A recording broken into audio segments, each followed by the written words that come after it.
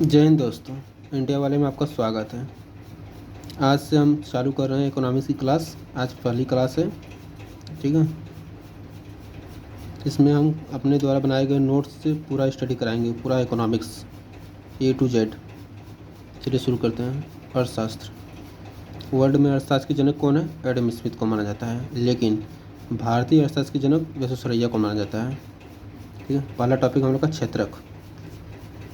क्षेत्रक 3 प्रकार से निकाले जाते हैं: स्वभाव, शर्त और स्वामित्व के आधार पर, ठीक है।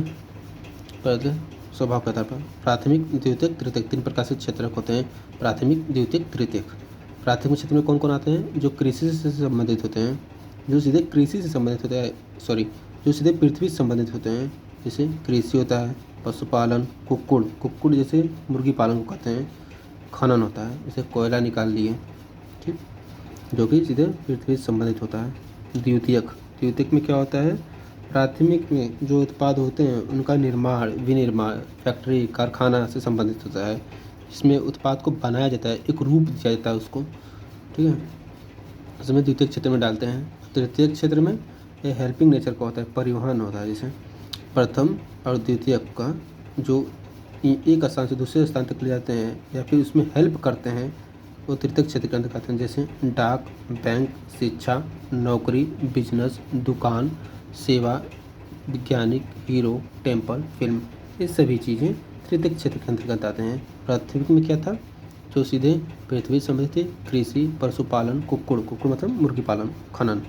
और द्वितीयक क्षेत्र में क्या आते हैं? सेकेंडरी में निर्माण, विनिर्माण, कारखाना। तृतीयक में परिवहन, डाक, बैंक, शिक्षा, नौकरी, बिजनेस, दुकान, हॉस्पिटल, कम्युनिकेशन, पुलिस, सेवा, वैज्ञानिक, हीरो, टेम्पल, फिल्म, ये सभी चीज़ें तृतीय क्षेत्र में आते हैं। अब देखिए इसमें शर्त क्या है। संगठित क्षेत्र, असंगठित क्षेत्र, 2 प्रकार से क्षेत्रों को बांटा गया है: संगठित क्षेत्र, असंगठित क्षेत्र। संगठित क्षेत्र में टाइम फिक्स होता है, सैलरी फिक्स होता है, अवकाश फिक्स होता है।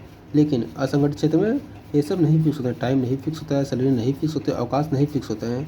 इसके टर्म एंड कंडीशन होते हैं। संगठित क्षेत्र में टर्म एंड कंडीशन होता है, किसी समय आपको आना है, किसी समय आपको जाना है, इस इतना ही सैलरी आपको फिक्स है सब, ठीक है। संगठित क्षेत्र का सबसे बड़ा क्षेत्र रेलवे और आर्मी होता है, ठीक है, संगठित क्षेत्र में, जो कि एकदम नियम से चलते हैं सब। और असंगठित क्षेत्र में कृषि, दुकान, मजदूरी, जिसमें कोई नियम नहीं होता है। इसका सबसे बड़ा क्षेत्र होता है कपड़ा उद्योग। स्वामित्व के आधार पर 2 प्रकार से, सार्वजनिक और निजी। सार्वजनिक जैसे गवर्नमेंट कंपनी, निजी प्राइवेट कंपनी। जिस कंपनी का 50% प्लस तो जो शेयर होते हैं अगर गवर्नमेंट के पास है तो सार्वजनिक कंपनी होंगे। यदि 50 प्लस शेयर अगर परसेंट प्लस अगर निजी कोई सो है तो निजी प्राइवेट कंपनी होगा। जैसे BSNL एक गवर्नमेंट कंपनी है, लेकिन जियो, टाटा, बिरला ये सब निजी कंपनी है। अब देखिए आर्मी तृतीयक क्षेत्र में आता है, संगठित है, सार्वजनिक है। सिंगर अगर कोई है तृतीयक क्षेत्र में आता है, संगठित है, निजी है। दुकान अगर कोई है तो तृतीयक क्षेत्र में आता है, असंगठित है, निजी है।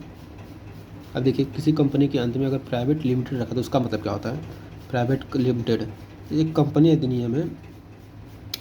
सबसे पहले कंपनी अधिनियम 1913 में आया था, उसके बाद 1956 में आया था, 1956 में, अब संशोधन कर 2013 में लाया गया है, ठीक है। 1956 के अनुसार मिनिमम जो पार्टनर्स होते हैं 2 होते थे लिमिटेड कंपनी में और अधिकतम 50 होते थे, लेकिन वर्तमान में मिनिमम 2 है, मैक्सिमम 200 है, ठीक।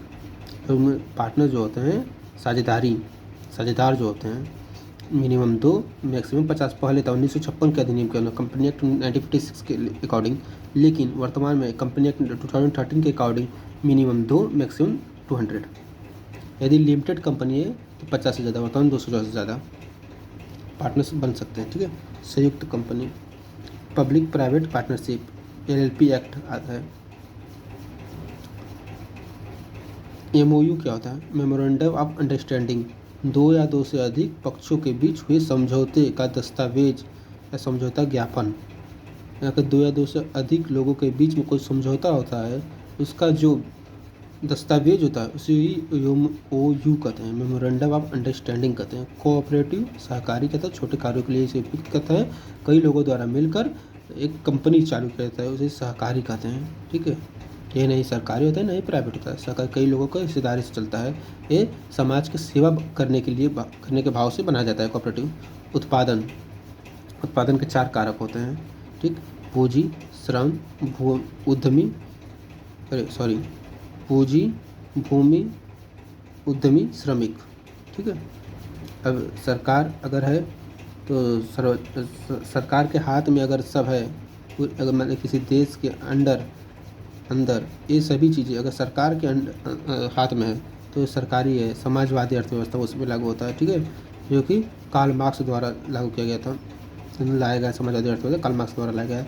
और निजी हाथ में किसी के है, प्राइवेट है, तो पूंजीवादी अर्थव्यवस्था जो कि एडम स्मिथ द्वारा लाया गया है। अगर संयुक्त दोनों को मिलकर अगर चलाते हैं तो मिश्रित अर्थव्यवस्था, जो कि इंडिया में मिश्रित अर्थव्यवस्था के जनक किन्स को माना जाता है? पूंजीवादी अर्थव्यवस्था के जनक एडम स्मिथ को माना जाता है। समाजवादी अर्थव्यवस्था के जनक कार्ल मार्क्स को माना जाता है।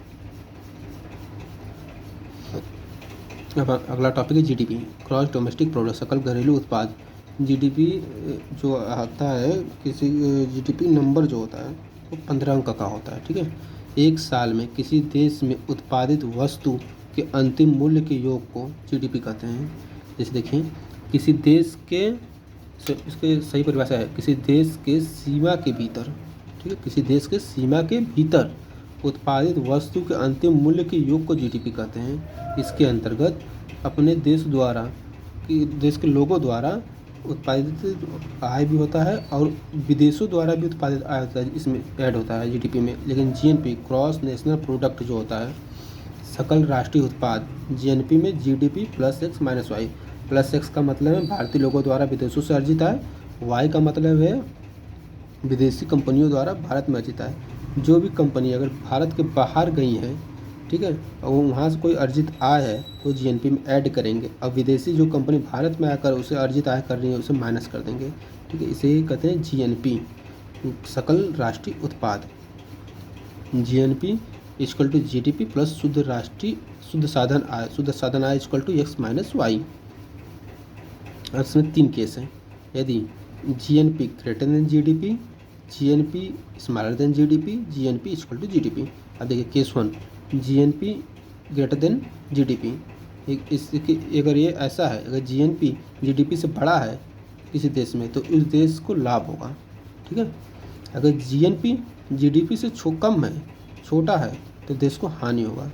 और जीएनपी अगर जीडीपी के बराबर है तो अर्थव्यवस्था बराबर होती है, व्यापार संतुलन की अवस्था में होती है, ठीक है।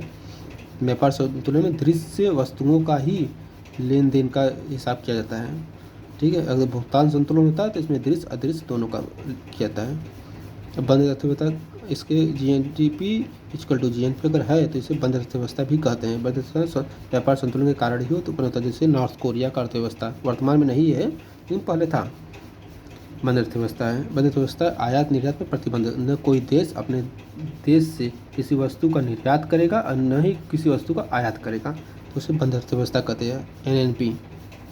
एनएनपी क्या होता है और एनडीपी क्या होता है, 2 टॉपिक है, एनएनपी एनडीपी। अभी जीडीपी जीएनपी पढ़े थे, अभी एनएनपी एनडीपी पढ़ेंगे, ठीक है। नेट नेशनल प्रोडक्ट, शुद्ध राष्ट्रीय आय, और एनडीपी नेट डोमेस्टिक प्रोडक्ट, शुद्ध घरेलू उत्पाद। NNP equal to GNP minus depreciation, ठीक है, और NDP equal to GDP minus depreciation. अब देखिए ध्यान दीजिए, जीएनपी और जीडीपी ये 2 चीज़ थी, जीएनपी और जीडीपी। बस जी के स्थान पर एन लगा दीजिए, जी के स्थान पर एनपी एनडीपी, ठीक। अब इसी में से जीएनपी और एनपी निकालना है तो जीएनपी माइनस डिप्रिसिएशन, डिप्रिसिएशन को ह्रास कहते हैं हिंदी में, ह्रास घटा दीजिए। और अगर एनडीपी निकालना है तो जीडीपी में से ह्रास घटा दीजिए तो हमें एनडीपी प्राप्त हो जाएगा। प्रोडक्शन, उत्पाद किसे कहते हैं? उत्पाद पूंजी, भूमि, उद्यमी, श्रमिक के माध्यम से उत्पाद की गणना करते हैं। वैसे इसी को उत्पादन लागत कहते हैं, मतलब इसी के जो योग जितना इसमें कॉस्ट आएगा उसी को अगर निकाला जाए तो उसे उत्पादन लागत कहते हैं, ठीक है। किसी वस्तु को बनाने में अगर इन सबको अगर पे कर दें अमाउंट तो उसको योग जो होगा वो उत्पादन लागत का फैक्टर कॉस्ट कहलाता है, ठीक है। Price equal to factor cost. MRP, maximum retail price, अधिकतम खुदरा मूल्य क्या होता है? फैक्टर कॉस्ट उत्पादन लागत प्लस टैक्स। अगर हम उत्पादन लागत जो है उसमें अगर टैक्स को ऐड कर दें तो हमें अधिकतम खुदरा मूल्य प्राप्त हो जाएगा। ठीक है। और जीडीपी मार्केट प्राइस में क्या होता है, टैक्स प्लस होता है, सब्सिडी माइनस होता है, घटता है। GDP factor cost equal to GDP market price minus tax plus subsidy. अगर फैक्टर कॉस्ट निकालना है तो टैक्स को घटाएंगे और सब्सिडी को जोड़ेंगे। ठीक। अगर जीडीपी मार्केट प्राइस निकालना है, मार्केट प्राइस कहते हैं फैक्टर कॉस्ट में टैक्स को जोड़ देंगे, सब्सिडी को घटा देंगे। सिंपल समझिए, किसी वस्तु को अगर हम मार्केट से लेने जाते हैं तो उसमें क्या क्या होता है, टैक्स जुड़ा होता है और सब्सिडी माइनस होता है, जो कि सरकार द्वारा एक दिया गया अनुदान समझ लीजिए, और टैक्स सरकार द्वारा लगाया गया कर होता है जो कि सबको देना होता है। जो कोई भी वस्तु हम मार्केट से लेते हैं तो उसमें टैक्स ऐड होता है पहले से और सब्सिडी माइनस होता है, तभी मार्केट प्राइस होता है बाजार मूल्य।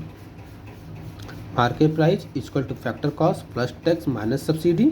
Factor cost equal to market price minus tax plus subsidy. ये फार्मूला याद कर रखिएगा हमेशा, always market price factor cost से ज़्यादा ही होता है। एग्जाम्पल के माध्यम से समझिए, नॉमिनल जीडीपी और रियल जीडीपी क्या क्या होता है। ठीक है। जैसे देखिए 2011 किसी पेंसिल का देखते हैं, 2011 में पेंसिल का प्राइस क्या था, 5। उत्पाद क्या था, मतलब प्रोडक्शन कितना किया था, 20 का पेंसिल का। और यही 2022 में कितना किया था, 15 रुपये प्राइस था इसका और 14 पेंसिल का उत्पादन किया था। अब देखिए ध्यान से, 2011 में प्राइस कम था, 2022 में प्राइस बढ़ गया, लेकिन 2011 में प्रोडक्शन ज़्यादा था लेकिन 2022 में प्रोडक्शन कम हो गया। ध्यान दीजिएगा। अब अगर नॉमिनल जीडीपी हमें निकालना होगा तो प्राइस मल्टीप्लाई प्रोडक्ट। ठीक है, प्राइस मल्टीप्लाई प्रोडक्ट, क्या आएगा नॉमिनल जीडीपी, सबका कर देंगे, आ जाएगा नॉमिनल टू 40। ठीक है, नॉमिनल जीडीपी। इस जीडीपी में उत्पादन नहीं दिखाता पाते हम, यह फाइनल वैल्यू को दिखाता है, सीधे सीधे फाइनल वैल्यू को दिखाता है, क्या हुआ क्या नहीं हुआ उससे कोई मतलब नहीं, सीधे फाइनल वैल्यू को दिखा देगा। जीडीपी नॉमिनल जीडीपी जो होता है, इसमें प्राइस मल्टीप्लाई प्रोडक्ट होता है। लेकिन जो रियल जीडीपी होता है, रियल जीडीपी में क्या होता है, 2011 में 5 रुपये था प्राइस और प्रोडक्ट कितना था, 20। लेकिन 2022 में प्राइस बढ़ गया, 15 हो गया, प्रोडक्ट था का प्रोडक्ट कितना किया था, प्रोडक्शन 14 का। ठीक है। और रियल जीडीपी में हम लोग बेस ईयर से मल्टीप्लाई करते हैं, नॉमिनल जीडीपी में नहीं करते। नॉमिनल जीडीपी में सीधे प्राइस मल्टीप्लाई प्रोडक्ट करते थे, लेकिन रियल जीडीपी में हम बेस ईयर मल्टीप्लाई प्रोडक्ट करेंगे। बेस ईयर में जितना प्राइस रहेगा उसका मल्टीप्लाई प्रोडक्ट में, इस सब से कोई मतलब नहीं हमें। रियल जीडीपी में जो बेस ईयर का प्राइस होगा उसी का प्रोडक्ट में मल्टीप्लाई करेंगे तो रियल जीडीपी का करेंगे। ठीक है। वर्तमान में भारत सरकार का आधार वर्ष मतलब बेस ईयर आधार वर्ष 2011 है। औसत विकास दर का भी आधार वर्ष जो है 2011 ही लिया जाता है। अब देखिए रियल जीडीपी निकालना है हमें, तो रियल नॉमिनल जीडीपी में प्राइस मल्टीप्लाई प्रोडक्ट कर सकते हैं तो 210 आया था। लेकिन रियल जीडीपी में इसमें बेस ईयर का जो प्राइस रहेगा, देखिए सब में सेम है, बेस ईयर का प्राइस से हर साल का जो प्रोडक्ट है उससे मल्टीप्लाई करेंगे तो 70 आएगा। यही है real GDP. Nominal GDP equal to base year. देखिए जीडीपी डिफाल्टर क्या होता है, जीडीपी डिफाल्टर जिसे देखिए नॉमिनल जीडीपी में अगर हम रियल जीडीपी से डिवाइड कर 100 से मल्टीप्लाई कर देते हैं तो जीडीपी डिफाल्टर आता है। जैसे एग्जांपल से देखिए जीडीपी डिफाल्टर 2020 का हमें निकालना है, तो देखिए 2020 में प्राइस कितना था 7, प्रोडक्ट कितना था 18, इसका नॉमिनल जीडीपी कितना था 126, रियल जीडीपी आया था 90। अब देखिए जीडीपी डिफाल्टर में 126 डिवाइडेड बाई 90, ये है नॉमिनल जीडीपी 126, ये है रियल जीडीपी से डिवाइड कर दिए मल्टीप्लाई 100 कर दिए, इसे काटेंगे तो 140 आएगा। ठीक है। अब पीपीपी क्या होता है, परचेसिंग पावर पैरिटी, क्रय शक्ति सामर्थ्य, इसमें इंडिया तीसरे स्थान पर है क्रय शक्ति सामर्थ्य में। तो किसी वस्तु को खरीदने के लिए कितनी हमारे पास क्षमता है, ठीक है, किसी वस्तु को खरीदने के लिए हमारे रुपए में कितनी अधिक क्षमता है, से ही क्रय शक्ति सामर्थ्य के सबसे पहले नंबर पे चाइना आता है, दूसरे पे यूएसए, तीसरे पे इंडिया। रियल जीडीपी के मामले में देखें अगर तो पहले स्थान पे यूएसए, दूसरे पे चाइना, तीसरे पे जापान, 7वें स्थान पे इंडिया आता है। इतने चौथे स्थान पर आता है, 7वें स्थान पे इंडिया आता है। पहले पे यूएसए, दूसरे पे चाइना, तीसरे पे जापान, 7वें स्थान पे इंडिया। नेक्स्ट टॉपिक आय। किसी भी व्यक्ति को उसके श्रम के बदले में मिला गया धन आय कहलाता है। जैसे अगर कोई व्यक्ति है, किसी कार्य को कर रहा है, उसके बदले में उसे जो धन दिया जाता है उसे ही आय कहते हैं। ठीक है। जैसे यदि कोई कर्मचारी है या कोई श्रमिक है, जैसे हमारे घर बन रहा है, उसमें कोई श्रमिक कार्य कर रहा है, और जो उस कार्य कर उसके बदले में जो हम उसे धन देंगे, पैसा देंगे, वही उसके लिए आय होता है। आय भी 3 तरीके से होता है, मौद्रिक आय, प्रपोज आय, वास्तविक आय। ठीक है। अब देखेंगे मौद्रिक आय, श्रम के बदले में सीधे पैसा मिल जाए। यही कोई कार्य किया, उसके बदले में हम सीधे पैसा दे दिए, न उस पर कोई टैक्स लगाए न कुछ, सीधे पैसा दे दिए, तो मौद्रिक आय। यही ब्लैक मनी होता है। ब्लैक मनी में क्या होता है, टैक्स ऐड नहीं होता है, वह आय जिसमें टैक्स ऐड न हो, यही ब्लैक मनी है, जो कि देश के लिए एक हानि है जी। क्योंकि अगर उस पर टैक्स लगेगा, टैक्स सीधे कहाँ जाएगा, सरकार के पास, सरकार को फ़ायदा होगा, देश को लाभ होगा। ऐसे देश इंफ्रास्ट्रक्चर में इन्वेस्ट कर देश को आगे बढ़ाएगा, अर्थव्यवस्था देश की आगे जाएगी। अब प्रपोज आय क्या होता है, टैक्स पर, आय पर टैक्स। जैसे आपने 1 लाख रुपये कमाया, उस पर 10% टैक्स दे दिया, उसके बाद बचा 90,000 रुपये, आपको मिला 90,000 रुपये। ठीक है। अगर आपका आय 1 लाख है, उसमें 10% का टैक्स लग रहा है, जो कि गवर्नमेंट के पास जाएगा, उसके बाद जो प्राप्त होगा वही आपका आय होगा, प्रपोज आय। ये वाइट मनी होती है। ठीक है। यह आपके पास सेफ होता है, इस पर कोई किसी प्रकार का कानूनी कार्रवाई नहीं किया जा सकता। लेकिन मौद्रिक आय जो होती है, ब्लैक मनी, इस पर कानूनी कार्रवाई किया जा सकता है। प्रपोज आय जो होता है देश के लिए लाभ होता है, इस पर टैक्स भरा जाता है। और रियल इनकम जो वास्तविक आय होती है, ठीक है, इसमें क्या होता है, प्रपोज आय माइनस मौद्रिक आय इक्वल टू रियल इनकम। अगर हम जो इस पर टैक्स देते हैं उस पैसे को, और जिस पर टैक्स नहीं देते उस पैसे से घटा देते हैं, तो जो आय प्राप्त होती है रियल इनकम होती है। अब राष्ट्रीय आय किसे कहते हैं, राष्ट्रीय आय निकालने की 3 विधि होती है, आय विधि, उत्पादन विधि, बचत विधि। लेकिन कभी कभी मूल्यवर्धन विधि लेते हैं, लेकिन मुख्यतः 3 होती है, आय विधि, उत्पादन विधि, बचत विधि। ठीक है। आय विधि जो है 4 को शामिल करती है, किसे शामिल करती है, निजी, निगम, सार्वजनिक, निवेश, इस सभी को शामिल करके इससे जो प्राप्त आय होता है उसे ही को योग कर जो प्राप्त होता है वही आय विधि के माध्यम से राष्ट्रीय आय निकालते हैं। ठीक है। और उत्पादन विधि,